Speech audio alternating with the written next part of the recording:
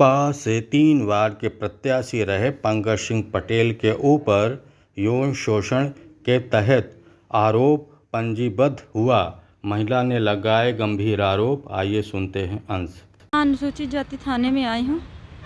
अपनी समस्या को लेकर मैं आई हूँ। मेरे साथ बहुत बड़ी घटना हुई है। बहुजन समाज पार्टी के विधानसभा सिमरिया के 3 बार के प्रत्याशी रहे पंकज पटेल अब वर्तमान में प्रदेश प्रभारी हैं। उन्होंने मेरे साथ 6 सालों तक पति पत्नी की तरह रिश्ता बनाया और अब मुझे वो मारने की धमकी दे रहे हैं। मुझे बहुत परेशान करते हैं। मैंने अपनी सुरक्षा के लिए एसपी साहब को आवेदन दिया है। मुझे बार बार फ़ोन आते हैं, सामाजिक दबाव भी देते हैं। मेरी जान खतरे में है। मैं आप सभी लोगों से सुरक्षा की गुहार करती हूँ। मेरी जान और मेरे परिवार की सुरक्षा करिए और मुझे न्याय दिलाइए। पंकज पटेल से मेरा 2018 से राजनीतिक जान पहचान हुई।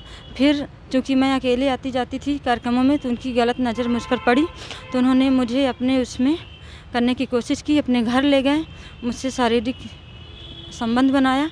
फिर मैंने जब विरोध किया कि मैं इस तरह नहीं करूँगी, मैं इस तरह की नहीं हूँ औरत, तो फिर बोले मैं आपको पूरा सहयोग करूँगा, खर्च दिया करूँगा, भरण पोषण दिया करूँगा, आपको पत्नी के रूप में अपनाऊँगा। चुनाव के बाद 2018 का चुनाव हुआ, वो चुनाव नहीं जीत पाए, चुनाव हार गए।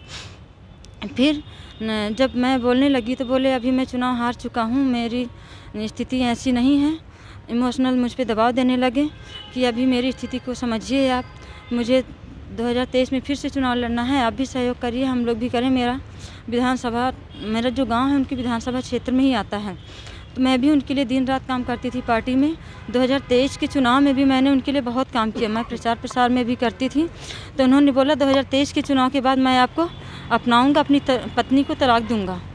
फिर जब चुनाव हार गए इस बार भी, तो फिर से वही बहाना करने लगे। तो जब मैंने उनको दबाव देना, मैंने जनवरी से भी उन पे दबाव देना शुरू कर दिया, तो फिर उन्होंने बोला लोकसभा चुनाव है, पार्टी की बदनामी होगी, लोकसभा चुनाव हो जाए उसके बाद मैं आपसे पूरा वो करूँगा। तो अप्रैल में मैंने पूरी तरह से उनसे बोल दिया था अगर आप मुझे नहीं अपनाएंगे तो मैं आपके घर में और अपने घर में बता दूँगी।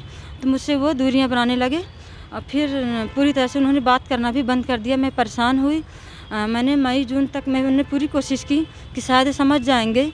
फिर मैं 5 अगस्त 2024 को उनके घर ये अनंतपुर में गई, सुमेधा हाउस, पंकज पटेल के घर गई। मैंने उनकी पत्नी को सारी बातें बताई, उनकी पत्नी स्नेहलता पटेल।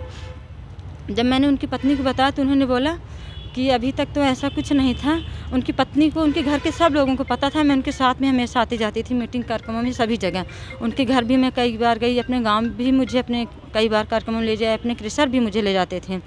तो उनकी पत्नी ने स्पीकर में पंकज पटेल से बात करवाई। उस दिन वो कटनी भी थे, तो बोली कि वो ऐसा बोल रही हैं। तो वो डायरेक्ट फ़ोन में झूठ बोल दी कि झूठ बोल रही है, मुझ पर झूठा आरोप लगा रही है।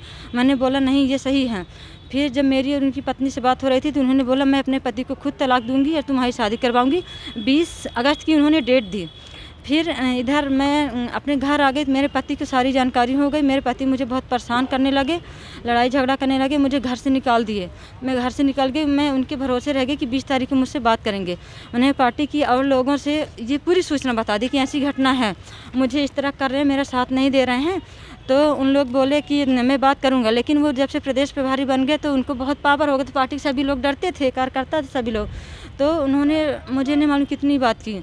तो फिर वो आश्वासन देने लगे कि मैं 1-2 दिन बाद बात करूंगा, 1-2 दिन बाद। मैं उनकी बातों में रही आई। अभी थाने आई है, थाने में FIR हो गई है जी। तो मैं यही चाहती हूँ मेरी जान की। मैं बहुजन समाज पार्टी से हूँ ना, मैं भी बहुजन समाज पार्टी की कार्यकर्ता हूँ।